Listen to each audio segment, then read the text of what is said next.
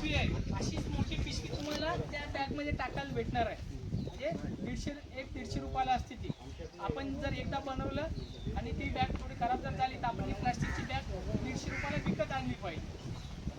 आणि त्या सीटमध्ये ते जे प्लास्टिकचं दिलेलं आहे त्याच्यात हे टाकायचं. टाकल्यानंतर आपण याच्यात समजा आता हा जास्त मोठा थर झाला आहे, याच्या अर्धा एक थर घ्यायचा आणि त्याला प्रेस करायचं असतं. आपण याला असं पायानं सुद्धा प्रेस करू शकतो.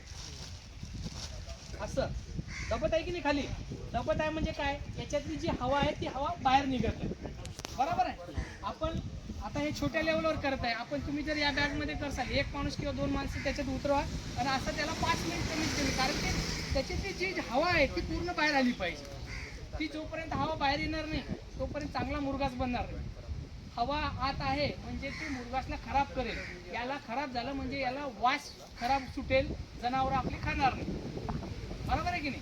म्हणून आपल्याला चांगला मुरघास जर बनवायचा असेल तर त्याला एक लेअर अशी चांगलं आपण प्रेस केलं, त्याच्यानंतर आपलं गुळाचं मिठाचं द्रावण करून त्याच्यावर शिंपडायचं, परत एक लेअर टाकायची.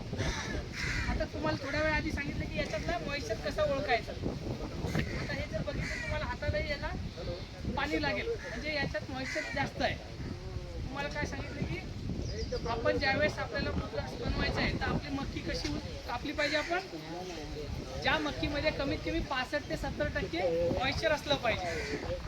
आता हे असं जर आपण दाबलं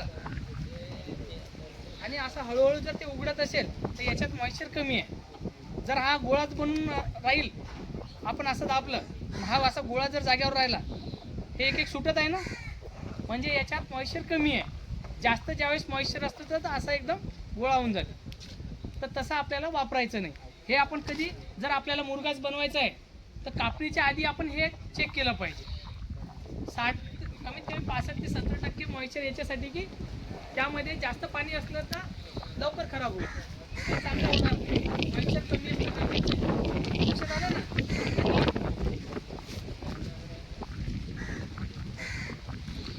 त्यावेळेस ते एकदम चांगलं मुरघास बनते. असं थोडं पिवळसर हिरवा कलर असतो आणि वास चांगला येतो. म्हणजे आंबवलेलं जे असते त्याचा वास म्हणजे चांगलं आंबवलेलं जे मुरघास आहे त्याचा वास पण थोडं चांगला येतो.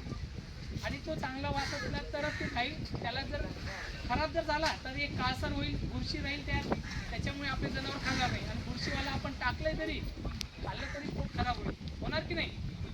म्हणून तुम्ही एक चांगल्या पद्धतीचा मुरघास तुम्ही बनवू शकता. एक चांगला मुरघास जर बनवला तर आपल्याला खूप फायदे आहे. दुधाचे 10 ते 15% दुधाचं उत्पादन वाढेल. सोबतच आपल्याला शेतातून कापून आणायची गरज नाही. चारा आहे का?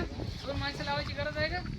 घर बसल्या आपला कार्यक्रम आहे. एकदा फक्त 2 म्हणजे आपल्याला जरी एक बॅग भरायची असेल तर खूप झालं, 1 दिवसाचा आपला कार्यक्रम आहे.